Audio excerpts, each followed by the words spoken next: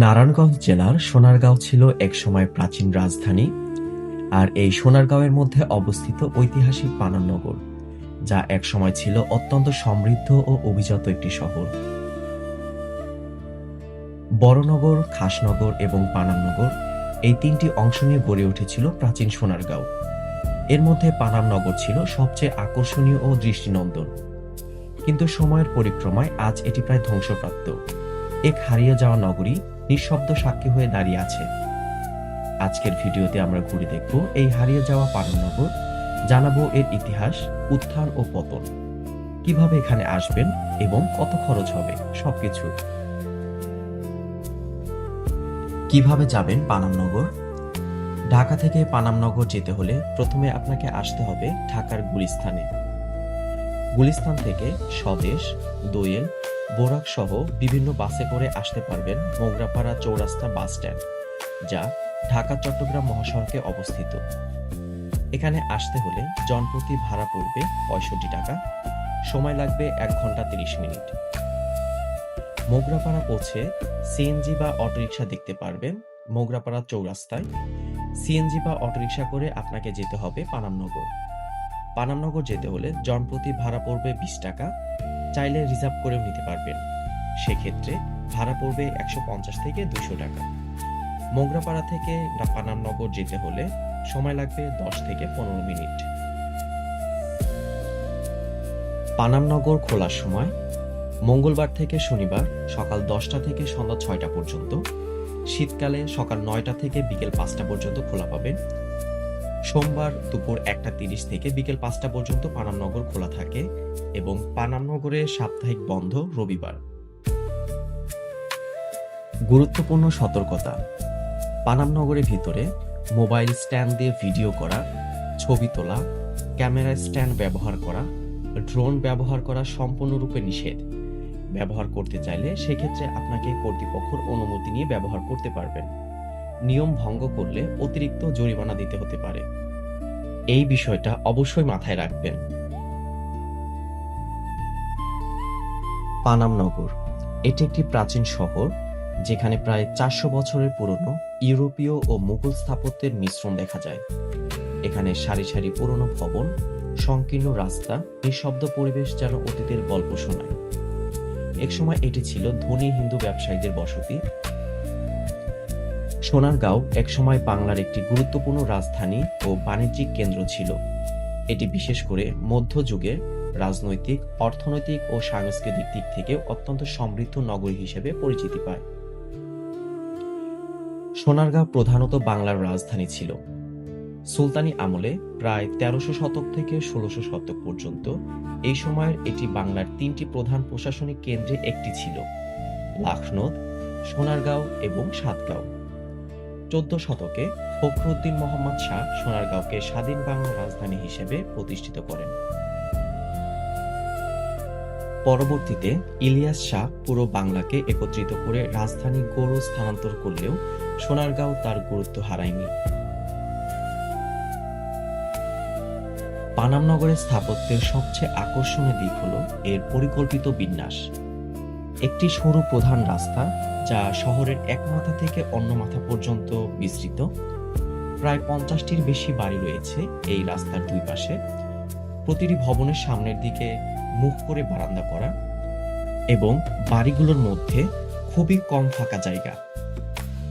পানামনগরের ভবনগুলোতে ৩ ধরনের প্রভাব স্পষ্ট দেখা যায়। মুঘল আমলে এর স্থাপত্য দেখা যায়: খিলান আকৃতির দরজা ও জানালা, জ্যামিতিক নকশা, বায়ু চলাচলের সুবিধা এবং উচ্চ ছাদ। ব্রিটিশ ঔপনিবেশিক আমলে নির্মিত ভবনগুলোতে কলাম ও পিলার, বারান্দা সহ বাড়ির নকশা, অলঙ্কৃত কার্নিশ, লম্বা ও সমেতিক কাঠামো এগুলো দেখা যায়। আর্দ্রতা ও আবহাওয়া উপযোগী নকশা, বৃষ্টির পানি নিষ্কাশনের জন্য ঢালু ছাদ এবং অত্যন্ত খোলা জায়গা এবং খোলা উঠান। পানামনগরের ভবনগুলোর নির্মাণ উপকরণ প্রধানত লাল ইট দিয়ে নির্মিত। চুন, সুরকি ব্যবহার করা হয়েছে কিছু কিছু ভবনে, আবার কিছু ভবনে কাঠের দরজা বা জানালারও অনেক কাজ রয়েছে। পানামনগরের দরজা ও জানালাগুলোর ডিজাইন করা হয়েছে এমনভাবে খিলানযুক্ত দরজা, কাঠের খোদাই করা জানালা। পানাম নগরের ভবনগুলোতে সূক্ষ্ম নকশা দেখা যায়, যেখানে ফুল ও লতাপাতা, জ্যামিতিক অঙ্কন, দেয়ালে প্লাস্টারে কারুকাজ এবং কার্নিশ ও ছাদের কিনারায় নকশা। পানাম নগরের বর্তমান অবস্থা: অনেক ভবন এখন প্রায় ভগ্নপ্রায়, কিছু জায়গায় দেয়াল ভেঙে গিয়েছে, তবে মূল কাঠামো এখনও টিকে আছে। বেশ কিছু দালানের সামনে ঝুঁকিপূর্ণ দালান লেখা, যা যে কোনো সময় ভেঙে পড়তে পারে, তাই সবার উচিত এসব দালান থেকে দূরত্ব বজায় রাখা। তবে মূল কাঠামোর সৌন্দর্য এখনও টিকে আছে। পানাম নগরীর মধ্য দিয়ে যে নদীটি প্রবাহিত হয়েছে, সেই নদীটির নাম চেঞ্জার্স রিভার। নদীর পানি ব্যবহার করে কৃত্রিমভাবে খাল তৈরি করা হয়েছিল সেই সময়ে, যাতে করে জাহাজ চলাচল করতে সহায়তা করত।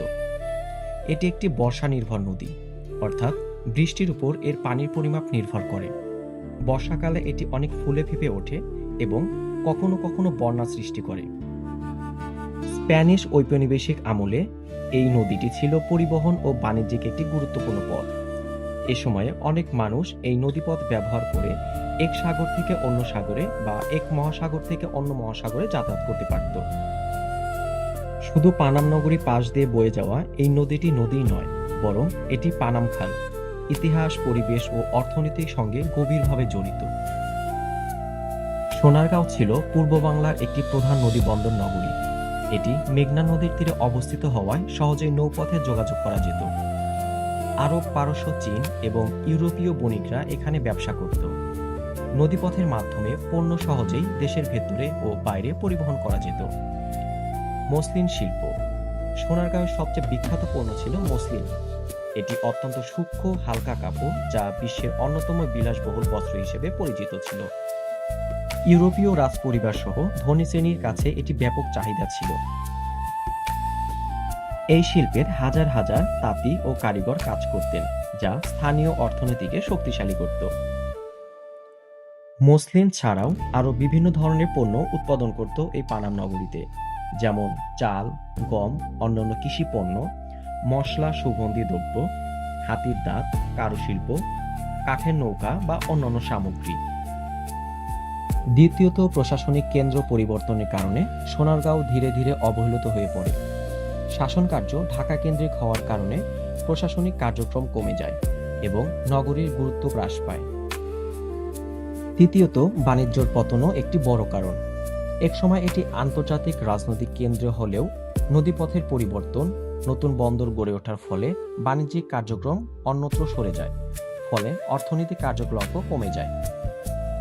চতুর্থ, নদীপথ পরিবর্তন সোনারগাঁওয়ের জন্য ক্ষতিকর প্রভাব ফেলে। নদী ভাঙ্গন ও জল পরিবর্তনের ফলে যোগাযোগ ব্যবস্থা দুর্বল হয়ে পড়ে এবং বাণিজ্য ব্যাহত হয়। পঞ্চমত, বিভিন্ন সময়ে আক্রমণ ও লুটপাট নগরীর অবকাঠামো ধ্বংস করে দেয়। এতে শহরটি তার পূর্বের গৌরব পুনরুদ্ধার করতে পারেনি। সবশেষে প্রাকৃতিক দুর্যোগ যেমন বন্যা, পরিবেশগত পরিবর্তন নগরীর স্থানান্তরকে দুর্বল করে দেয়। এই সব কারণ মিলেই সোনারগাঁওয়ের পতন ঘটে।